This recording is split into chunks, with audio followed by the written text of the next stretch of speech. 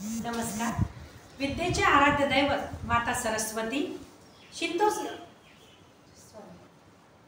विद्येचे आराध्य दैवत माता सरस्वती, संत शिरोमणी सावता महाराज, शेगावीचा राणा संत गजानन महाराज, राजमाता जिजाऊ छत्रपती शिवाजी महाराज, क्रांतीसूर्य महात्मा ज्योतिबा फुले, ज्ञानज्योती आई सावित्रीबाई फुले, भारतरत्न डॉक्टर बाबासाहेब आंबेडकर यांच्या चरणांशी मी प्रथमतः नमन करते.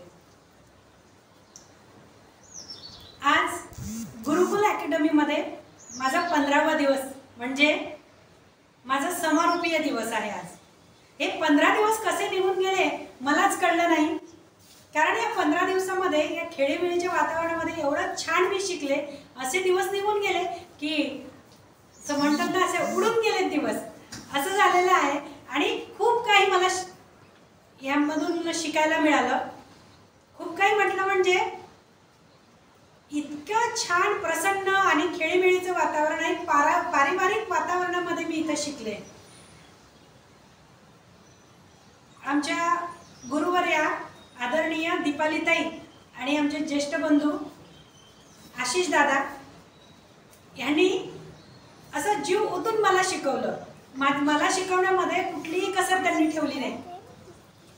खूप चांगल्या पद्धतीने, म्हणजे सहज, की माझ्या लक्षात येईल. आणि पहिले त्यांनी हेरलं की ह्यांना कशा प्रकारे आपण सांगू शकतो आणि ह्यांच्या कशा प्रकारे लक्षात राहील आणि हे कशा प्रकारे प्रेझेंट करू शकतील, हे सगळ्या गोष्टी त्यांनी आधी हेरल्या. आधी माझे ज्याप्रमाणे इंटरव्ह्यू घेतात त्याप्रमाणे त्यांनी सर्व गोष्टी माझ्याकडून करून घेतल्या आणि नंतरच शिकवण्यास सुरुवात केली. तर फार कमी ठिकाणी होतं ह्या सगळ्या अशा गोष्टी. आपण जनरली कुठेही काही शिकायला जातो म्हटलं तर सर्व काय म्हणतात त्याला, ते भोकमपट्टी असते. भोकमपट्टी, मग त्याच्यानंतर मग ते रटाळ असतं. आपण इथं असं काहीही नसता. खूप छान चांगल्या वातावरणामध्ये आणि खूप असं इंटरेस्टफुल सर्व होतं माझ्यासाठी. खूप छान असं मला वाटलं. आणि इथं जे मी सर्व शिकले ते मला तुम्हाला सांगण्याची खूप इच्छा आहे. खूप मला तुम्हाला सांगावंसं वाटत आहे की मी गुरुकुल अकॅडमीमध्ये काय काय शिकले आणि आज माझ्यामध्ये काय परिवर्तन घडले, काय माझ्यामध्ये बदल घडले. तर इथं सर्वात पहिले तर माझ्यामध्ये आत्मविश्वासाची फार कमी होती. म्हणजे कसं की मी बोलायची स्टेजवर वगैरे. मी आज वेगवेगळे पदं भूषवते, तर त्या अनुषंगाने मला स्टेजवरही बोलवण्यात येतं आणि बरेचदा मी म्हणजे तिथं बोलण्याची मला संधी येते. पण असं असताना मी नेहमी त्या गोष्टीच्या दूर पडायची की अरे बाबा बाकीचे बोलणारे आहेत किंवा वेळ खूप होत आहे, त्यांना संधी द्या बोलायची. त्यानंतर वेळ आता खूप जास्त झालेला आहे, स्टेजवर आणखी मान्यवर बाकी आहेत, त्यांचं बघा आधी, नाहीतर मग नाही आता नाही मी नंतर बोलते. ह्या अशा सगळ्या मी पळवाटा त्यातून काढायची. पण एखाद्या वेळेला जर काही जे आयोजक मंडळी असतात ते ह्या सगळ्यांनाही जसं न जुमानता मला म्हणायचे की नाही ठीक आहे ना, सगळं काही व्यवस्थित आहे, काही प्रॉब्लेम नाही, आपल्याकडे वेळ पण आहे, आयोजक मंडळींना पण वेळ आहे बोलायला आणि श्रोते मंडळी पण होणार नाही, तुम्ही बोलाच. तर अशा परिस्थितीमध्ये मी जेव्हा माईक हातामध्ये घ्यायचे तेव्हा माझ्या मनामध्ये धड धड धड, म्हणजे जशी मी चेअरवरून उठायची तसं धड धड धड सुरू व्हायचं. मग मी जो विचार करायची की आता आपण हे बोललं पाहिजे, ते बोललं पाहिजे, किंवा समोर स्टेजवर जो व्यक्ती बोलत आहे, जे भाषण करत आहे, त्यांच्या मनातल्या मनात मी चुका काढायची. यांनी असं नाही असं बोलायला पाहिजे, यांचा हा मुद्दा चुकला, यांनी हा शब्द इथं वापरायला पाहिजे, हे मी माझ्या मनातल्या मनात माझं चालू असायचं. पण जेव्हा मला बोलायची संधी यायची, जेव्हा मला ते म्हणायचे नाही बोला, तेव्हा तो खुर्चीवरून उठली की धाड धाड धाड सुरू. आणि जे काही मी आतापर्यंत विचार केलेला की हे बोलणार ते बोलणार, असं करायचं तसं करायचं, असं व्हायला पाहिजे तसं व्हायला पाहिजे, ते सगळं एकदम ब्लँक. मग तिथं गेलं की त्या पोट्रम समोर आणि तो माईक समोर आणि मग ततपप माझं सुरू. ततपप म्हणायचं किंवा जे समोर आदरणीय जे गणमान्य व्यक्ती असतात स्टेजवर त्यांचे नावच मागे पुढे घ्यायचे, नाहीतर महापुरुषांच्या प्रतिमा असतात त्यांचीच नावं मागे पुढे घ्यायची, समोर श्रोते बसलेले असतात त्यांनाच काही वेगळं बोलायचं, म्हणजे हे असं माझं सुरू असायचं.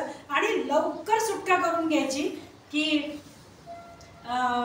श्रोते हो असं तसं, आदरणीय मंच, मग त्यांचे नावं नाही घ्यायचे, त्यांचे पद नाही उच्चारायचे, आदरणीय मंच म्हणून टाकायचं, महापुरुषांना वंदन करते एवढं म्हणून टाकायचं, म्हणजे सगळं शॉर्टकट की मी हे कधी संपवते कधी माझ्या जागेवर जाऊन बसते, बस एवढं मला वाटायचं नेहमी. आणि मी तसंच करायचे. आणि ते तेवढं झालं की मग सगळेजण माझ्या तोंडाकडे बघायचे की बाई दिसते तर खूपच छान, असं वाटते की आता ही बाई काय बोलणार. आणि खालच्यांना पण वाटत होतं की ही बाई बोलली पाहिजे, या बाईत काहीतरी दम वाटते, ही बोलली की खरंच पूर्ण हॉल हादरून जाईल, कारण हिच्यात तेवढं डेअरिंग वाटते. पण जेव्हा मी स्टेजच्या समोर वर जायची आणि तो माईक हातात घेतला की म्हणतात ना ते टाय टाय फिश, त्याप्रमाणे माझं होऊन जायचं. हे असं सर्व असताना की मला माझ्या मनामध्ये नेहमी मला वाटत राहायचं की आपण चांगलं बोललं पाहिजे, आपण चांगलं सर्वांच्या समोर प्रेझेंट केलं पाहिजे. आपल्याकडे ती शैली आहे, पण मला असं कोणी मार्गदर्शकच नव्हतं त्या गोष्टीला प्रवृत्त करण्यासारखं, किंवा मला माझा उत्साह वाढवण्यासारखंच कोणी नव्हतं. तर त्यामुळे मी प्रत्येक ठिकाणी प्रत्येक क्षणी मी मागे राहायची. कारण कुठल्याही क्षेत्रामध्ये स्पेशली राजकारण आणि समाजकारण हे दोन क्षेत्र असे आहेत की इथं वक्तृत्वावर प्रभुत्व असणं फार गरजेचं आहे. आणि तेच कमतरता माझ्यामध्ये. माझ्यामध्ये इतकं डेअरिंग की मी कुठे एकटी जाणार, मी सगळ्या गोष्टी करणार, मला कोणाची गरज भासणार नाही.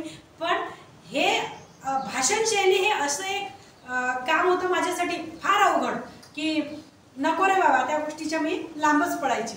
पण जेव्हा मला ह्या गुरुकुल अकॅडमीचा ॲड्रेस मिळाला, जेव्हा मला माहिती झालं की इथं अकोल्याला या ठिकाणी गुरुकुल अकॅडमी आहे आणि तिथं भाषण कलेचे क्लासेस घेतात, खूप आनंद झाला की आता म्हणजे मला एक नवी दिशा मिळणार.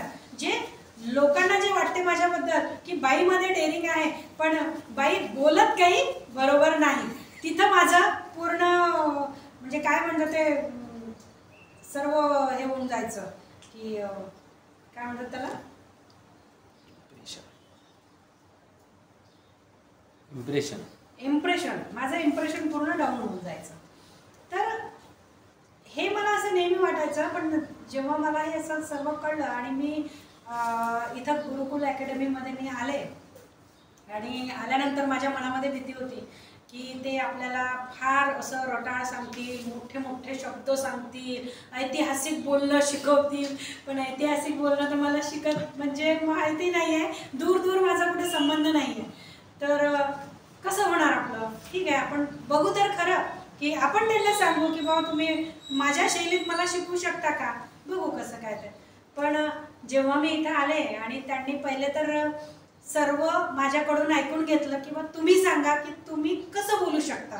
हे त्यांनी मला आधी स्टेजवर उभं केलं आणि माझ्याकडून सर्व ऐकून घेतलं. आणि तेव्हा त्यांनी माझ्यामध्ये खरं कुठल्या गोष्टीची कमतरता आहे ह्या सर्व गोष्टी त्यांनी हेरल्या. आणि नंतर मला सांगितलं की आता तुमच्यामध्ये काय डेव्हलप करायचं हे आम्हाला समजलं. आणि झालं तर तेव्हापासून मला शिकवण्यास सुरुवात झाली. तर आदरणीय दीपालीताई आणि आशिष दादा दोघांनीही माझ्यावर भरपूर मेहनत घेतली, खूप मेहनत घेतली. त्यांना भरपूर व्याप आहे त्यांच्याभोवती.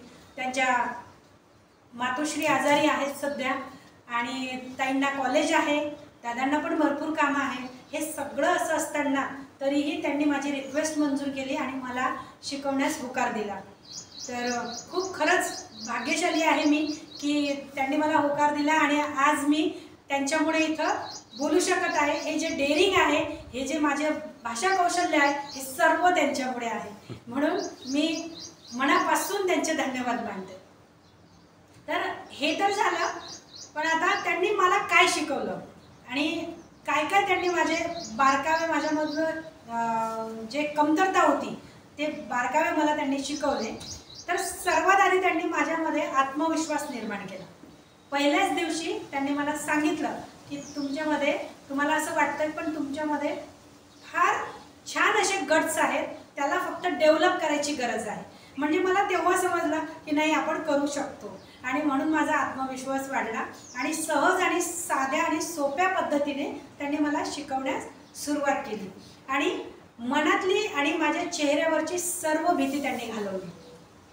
जी पहिल्यांदा भीती होती, ज्या दिवशी मी पहिल्यांदा स्टेजवर आले आणि माईक घेतला, तर त्यांनी लगेच पहिल्यांदा तर मला ते माईकशी खेळणंच शिकवलं की पहिले हा माईक घ्या आणि असं असं लहान मुलं बॉल खेळतात की नाही, मग तसा खेळायचा, तसा हा तुटू द्या फुटू द्या, टेन्शन नाही, टेन्शन घेऊ नका अजिबात, पण बोला. बरं, मग घेतला तो माईक आणि सुरू. आधी माझ्या मनामध्ये अशी भीती आणि अशी एक अटकाव होतं की कसं दादा चालताना फिरताना बोलतात, तिकडून माझे मिस्टर बसलेले, ते पण पाहत होते ही नेमकं आता काय करणार, हिला येईल की नाही. पण हळूहळू सर्व सुरू झालं आणि माईक विषयी जे माझ्या मनामध्ये भीती होती ती हळूहळू दूर झाली. तर त्यानंतर आत्मविश्वास तर वाढलाच, माईक विषयी जी भीती होती ती पण निघून गेली. मग प्रत्येक गोष्टीकडे पाहण्याचा माझा जो दृष्टिकोन होता तोही बदलत गेला. की दृष्टिकोन म्हटलं म्हणजे की आता हा मोठा कार्यक्रम आहे, मग तो मोठा कार्यक्रम आहे, तिथं भरपूर संख्या आहे, मग संख्या आहे तर आता आपण 4 माणसांच्या समोर बोलतो, पण नंतर 500 लोक राहतील, 1000 लोक राहतील, मग त्यांच्यासमोर कसं. तर या गोष्टीबद्दलही त्यांनी माझी भीती तर घालवलीच, पण माझा आत्मविश्वासही वाढवला आणि त्या गोष्टीकडे जो माझा दृष्टिकोन होता, जो पाहण्याचा कल होता, जी भीती होती, तो सर्व दृष्टिकोन त्यांनी बदलला. म्हणजे त्यांनी मला सांगितलं जे हे समोर लोक आहेत यांना काही समजत नाही, यांच्याकडे तुम्ही लक्षच देऊ नका, तुम्ही काय बोलता ह्याच्याकडे लक्ष द्या, कारण यांना जे माहीत नाही ते फक्त तुम्हालाच माहिती आहे. त्यामुळे माझा आणखी कॉन्फिडन्स वाढला, अरे म्हणजे मलाच माहिती आहे, आता यांना समोरच्यांना काहीच माहित नाही, मी आता लागलं ते जसं वाटलं तसं मी बोलू शकते. तर असा माझा त्यांनी दृष्टिकोन सुद्धा बदलवला. त्यानंतर त्यांनी मला म्हणजे लेखनाच्या मी फार दूर झाले होते, बरेच दिवस झाले लेखन वाचन ह्या सगळ्या गोष्टींच्या दूर होते, पण त्यांनी माझा वाचनाचाही सराव करून घेतला आणि नंतर लेखनाचा सुद्धा. लेखन तर त्यांनी समोरासमोरच माझं ते सांगत होते आणि मी लिहित होते. असं लेखन आणि वाचन त्यावरही त्यांचा चांगला भर होता आणि त्यामध्येही मी चांगल्या रीतीने जसं काम करू शकले, त्यांच्या याच्यामध्ये चांगल्या रीतीने उतरले मी की ठीक आहे आता चांगलं तुम्ही करू शकत आहे हे सर्व असं. आणि स्टेज डेअरिंग पण खूप वाढले, स्टेज डेअरिंग पण मला कमी होते. मी तुम्हाला सांगितल्याप्रमाणे माझा जीव धडधड करत होता की आधीच आपण कसं काय. तर दादांनी सांगितलं की समोर जाताना बिलकुल गेल्याबरोबर स्टेजचं दर्शन घ्यायचं, कारण स्टेजवर गणमान्य व्यक्ती असतात जे आपल्यापेक्षा फार मोठी असतात, वरिष्ठ मंडळी असतात. त्यानंतर त्याहीपेक्षा मोठी गोष्ट अशी की स्टेजवर महापुरुषांचे फोटोज असतात, प्रतिमा असते, तेव्हा आपण कधीही स्टेजला नमन करून नमस्कार करूनच जायचं. तर हाही एक खूप चांगली गोष्ट की जे मला आधी कधीही ह्या गोष्टी हे बारकावे कधीच माहीत नव्हते की आपण स्टेजला नमन करून जायचं. त्याच्यानंतर आपण माईक हातात घेतल्यानंतर रिलॅक्समध्ये कसं बोलायचं, आत्मविश्वास आपला कसा वाढला पाहिजे, श्रोते मंडळी समोर आपण कुठलीही गोष्ट कशी प्रेझेंट केली पाहिजे, आपले हातवारे कसे असले पाहिजे, त्यानंतर आपल्या भावमुद्रा कशा असल्या पाहिजे, मी बोलताना कसे रिलॅक्स दिसले पाहिजे, असं टेन्शन तणाव आपल्या चेहऱ्यावर नसलं पाहिजे. ह्या सगळ्या छोट्या छोट्या गोष्टी. आणि आधी असं होतं की गेल्यानंतर ठीक आहे बोलताना एवढं टेन्शन येऊन जायचं मला की समोरच्यांना एक्झॅक्ट कळायचं की अरे फेल ॲटम आहे, तुला काहीच येत नाही, भ्रमाचा भोपळा आहे सर्व. जे आपण समजत होतो की अरे नाही दिसायला चांगली बरी वाटते आणि भाषाशैली पण बोलताना तर चांगली वाटते, म्हणजे खूप चांगलं एक विद्वान व्यक्तिमत्व असं समोरचे समजत होते. पण समोर गेल्यानंतर त्यांना वाटायचं नाही हा भ्रमाचा भोपळा आहे, बस तेव्हाच ते शून्य होऊन जायचं. पण आता तसं नाही आहे, सकारात्मकतासुद्धा खूप वाढलेली आहे.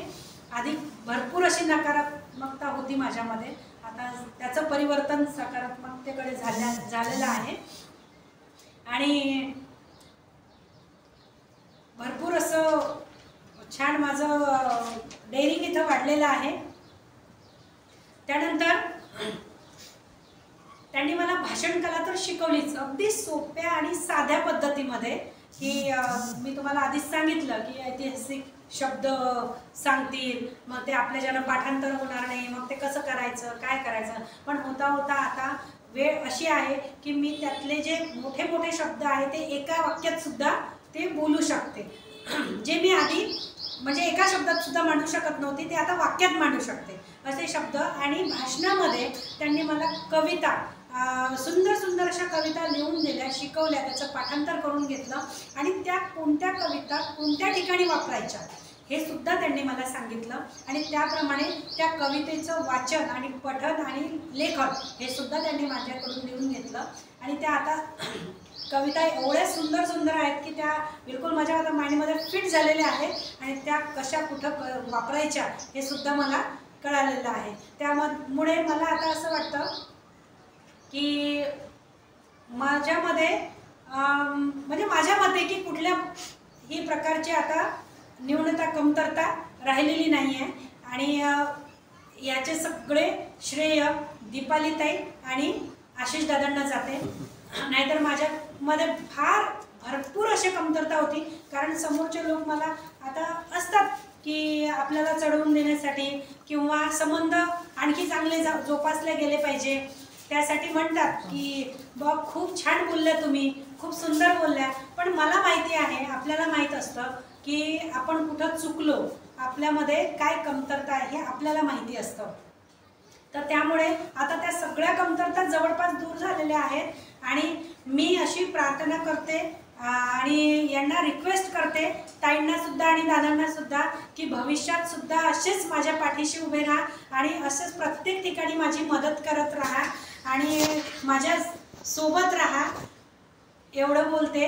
आणि गुरुकुल अकॅडमी विषयी खूप खूप आभार व्यक्त करते। थँक्यू। धन्यवाद दीपालीताई, धन्यवाद आशिष दादा, धन्यवाद।